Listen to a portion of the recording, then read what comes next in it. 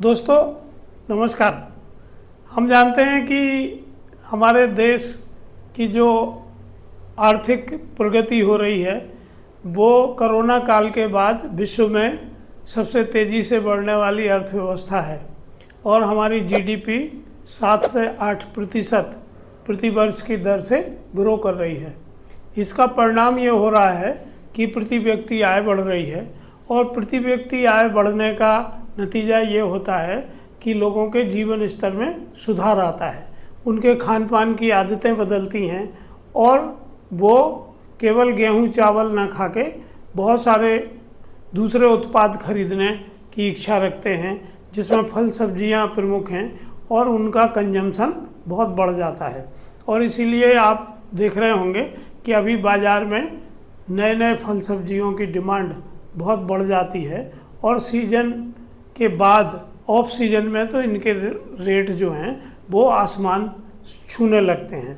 ऐसे में किसानों को एक अपॉर्चुनिटी दिख रही है और धीरे धीरे परंपरागत खाद्यान्न ना उगा के तरह तरह की फल सब्जियां भी उगाने लगे हैं। यदि हम उदाहरण के स्वरूप मध्य प्रदेश राज्य के आंकड़े देखें तो यहाँ जो फल सब्जियों का रकबा है वो 2019-20 की तुलना में 2023-24 में लगभग 24% बढ़ गया है। अगर हम इसी आंकड़े को पिछले 20 वर्ष की तुलना में करें तो ये वृद्धि 500% से अधिक रही है और अगर इसका उत्पादन के वॉल्यूम की तुलना में अध्ययन करें तो ये वृद्धि जो है वो 1000% से अधिक रही है। तो इससे धीरे धीरे ये लग रहा है कि मध्य प्रदेश हॉर्टिकल्चर का एक सुपर पावर हब बनता जा रहा है। हम जानते हैं कि मध्य प्रदेश में 513 ऐसे पॉकेट हैं पूरे प्रदेश में जहां फल और सब्जियां के क्लस्टर हैं और बड़े पैमाने पर किसान वहां नए नए बीजों का उपयोग करके, नई तकनीकी का उपयोग करके फल सब्जियां उगा रहे हैं और इनका उपभोग न केवल स्थानीय बाज़ारों में होता है बल्कि मध्य प्रदेश से प्रतिदिन हजारों ट्रक फल सब्जियां लेके देश की दूसरी बड़ी मंडियों में जाते हैं, जैसे बेंगलोर, नवी मुंबई, आज़ादपुर मंडी, हैदराबाद और चेन्नई तक यहाँ की फल सब्जियां जाती हैं। इसके अलावा अहमदाबाद, यूपी और बिहार बहुत चीज़ें मध्य प्रदेश से जाने लगी हैं। तो क्योंकि जो मध्य प्रदेश में फसलों की उत्पादकता है और जो उत्पादन है उसकी खपत मध्य प्रदेश में उतनी नहीं है और ये सरप्लस उत्पाद होने से दूसरे प्रदेशों में जा रहा है।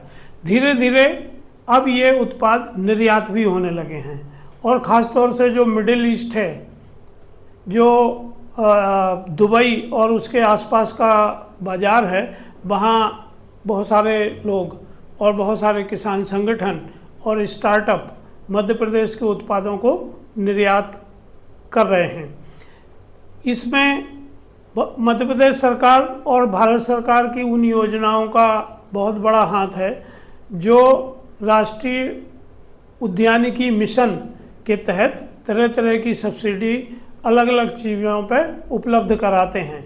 इसमें मल्चिंग, ड्रेप, अगर आपको पॉली हाउस बनाना है, आपको किसी तरह के मशीन उपकरण खरीदना है तो इन सब के ऊपर सब्सिडी उपलब्ध होती है।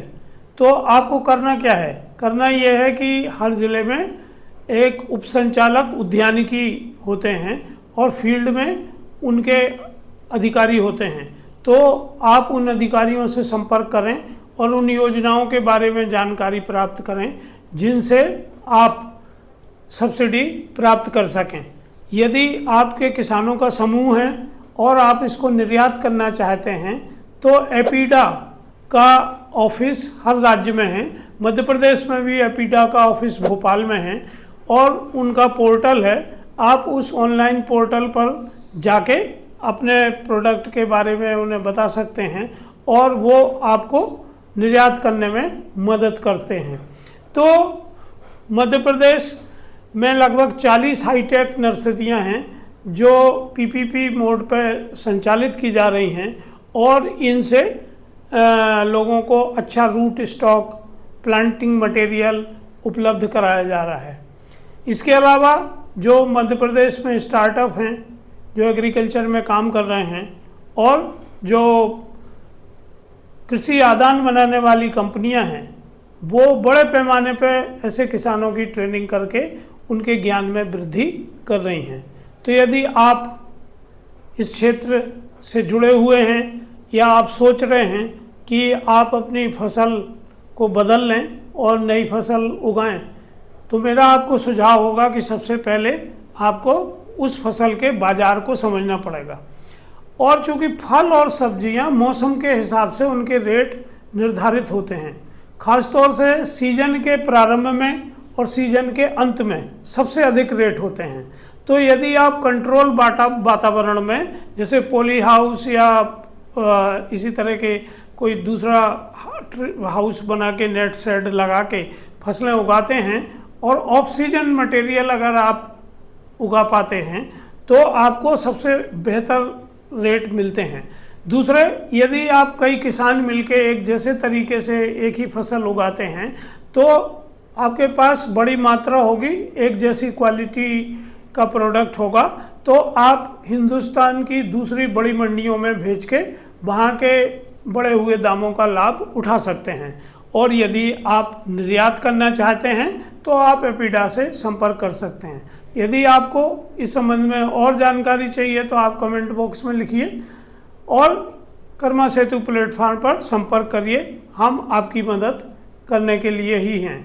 मेरी आपसे गुजारिश है कि इस वीडियो को आप ज़्यादा से ज़्यादा किसानों तक फैलाएं ताकि वो इन योजनाओं के बारे में जान सकें और अपनी आर्थिक स्थिति के साथ साथ प्रदेश की अर्थव्यवस्था में भी अपना योगदान दे सकें। तो दोस्तों, मिलते हैं अगले वीडियो में। नमस्कार, धन्यवाद। Don't forget to like and subscribe.